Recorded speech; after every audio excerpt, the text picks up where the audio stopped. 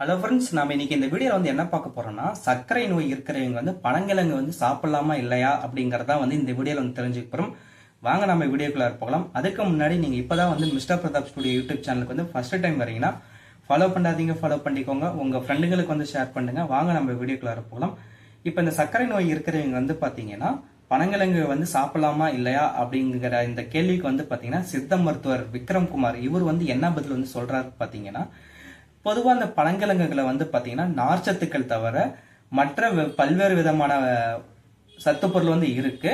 இந்த பனங்கிழங்குகளை நம்ம சாப்பிடும் போது பாத்தீங்கன்னா மலச்சிக்கலை போக்கக்கூடிய தன்மை இந்த பனங்கிழங்கு இருக்கு. சோ நம்ம உடம்புல சேர்ந்து இருக்கக்கூடிய கழிவுகளை வெளியேற்றக்கூடிய தன்மை இந்த பனங்கிழங்குகள் இருக்கு அப்படின்னு சொல்லியிருக்காரு. அது இல்லாம சித்த மருத்துவத்துல ஒரு குறிப்பு இருக்காமா. அந்த குறிப்புல என்ன சொல்லுதுன்னு பாத்தீங்கன்னா, இந்த பனங்கிழங்குகளை சாப்பிடும் போது பாத்தீங்கன்னா ஆண்களுக்கு உடல் வன்மம் அதிகரிக்குது அப்படின்னு சொல்லியிருக்காங்க. அதாவது ஆண்மை விருத்திக்கு பாத்தீங்கன்னா இந்த பனங்கிழங்குகள் சாப்பிடும் போது ரொம்ப ரொம்ப உதவியா இருக்கு அப்படின்ட்டு இந்த சித்த மருத்துவ குறிப்பு இருக்கு அப்படின்னு அவர் சொல்லியிருக்காரு.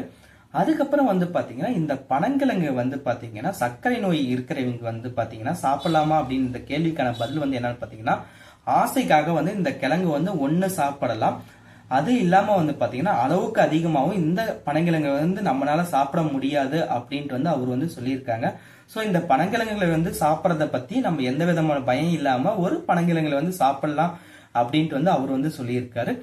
இந்த வீடியோ தொகுப்பு எப்படி இருந்துச்சு அப்படிங்கறத கமெண்ட் பாக்ஸ்ல கமெண்ட் பண்ணுங்க. நாளைக்கு நம்ம இன்னொரு வீடியோவோட பார்க்கலாம். Thank you so much friends.